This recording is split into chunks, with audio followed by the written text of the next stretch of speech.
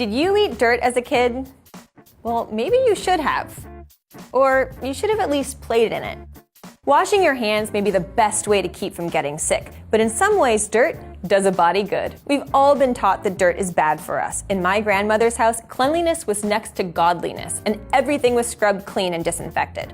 But now, with new research on the superpowers of the microbiome, it may be time to rethink our relationship with filth. You may think dirt and soil are interchangeable. They are both a grainy collection of minerals, oils, water, and organic matter.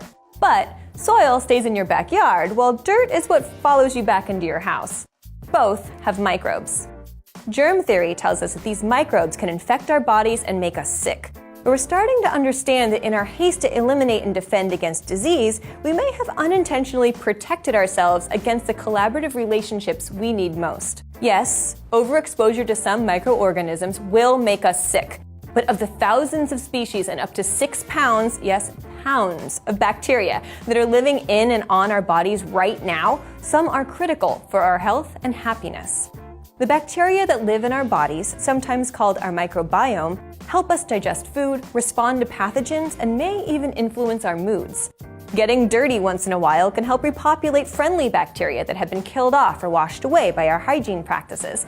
Commonly, we're taught to clean ourselves thoroughly to prevent illness, but we could be killing off too much good bacteria. Studies show that we need exposure to both friendly and unfriendly bacteria to maintain health and a strong immune system. Some exposure to disease-causing pathogens early in life helps to build our body's defenses, keeping us healthy as adults.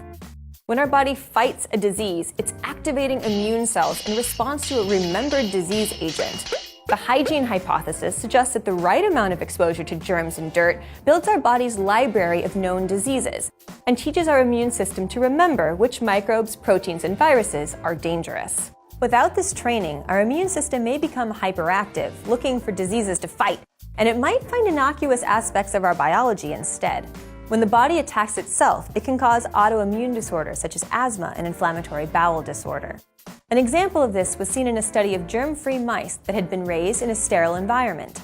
The mice were compared to normal mice living in a microbe-rich environment.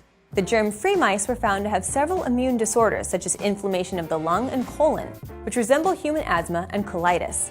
These conditions were caused by a hyperactivity of a type of immune cell that had been previously linked to these diseases in both mice and humans. Most importantly, the researchers discovered that exposing the germ-free mice to microbes when they were babies led to development of a regular immune response and proper defense against disease.